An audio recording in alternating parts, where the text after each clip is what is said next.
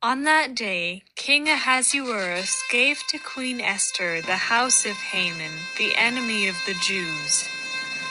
And Mordecai came before the king, for Esther had told what he was to her. And the king took off his signet ring, which he had taken from Haman, and gave it to Mordecai. And Esther set Mordecai over the house of Haman. Then Esther spoke again to the king.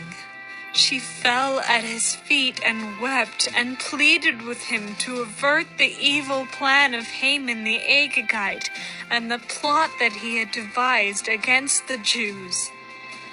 When the king held out the golden scepter to Esther, Esther rose and stood before the king, and she said, "If it please the king, and if I have found favor in his sight, and if the thing seems right before the king, and I am pleasing in his eyes, let an order be written to revoke the letters devised by Haman the Agagite, the son of Hammedatha, which he wrote to destroy the Jews, who are in all the provinces of the king.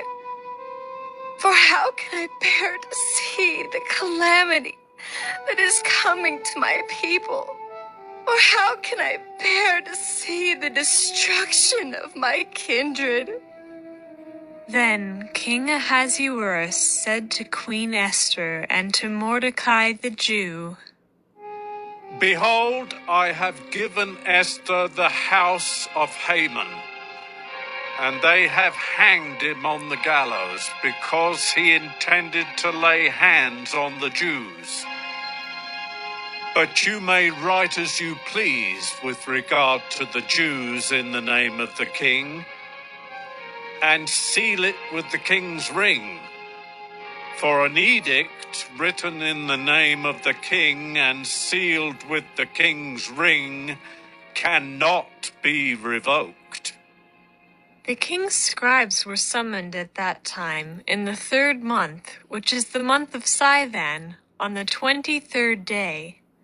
And an edict was written, according to all that Mordecai commanded concerning the Jews, to the satraps and the governors and the officials of the provinces from India to Ethiopia, 127 provinces, to each province in its own script, and to each people in its own language, and also to the Jews in their script and their language.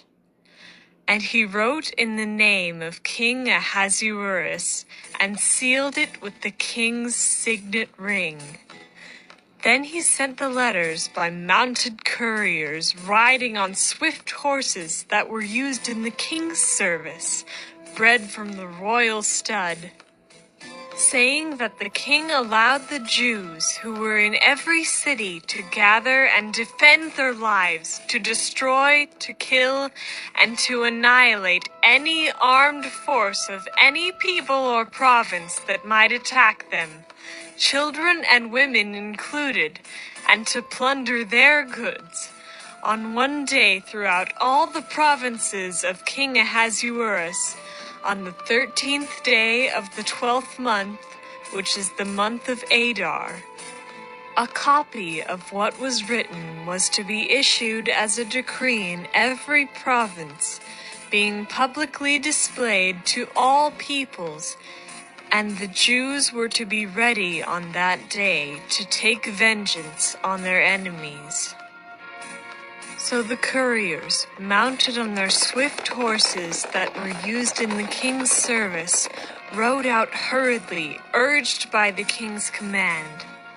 And the decree was issued in Susa, the citadel.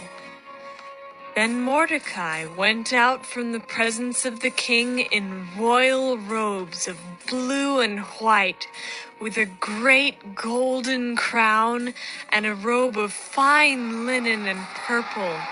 And the city of Susa shouted and rejoiced.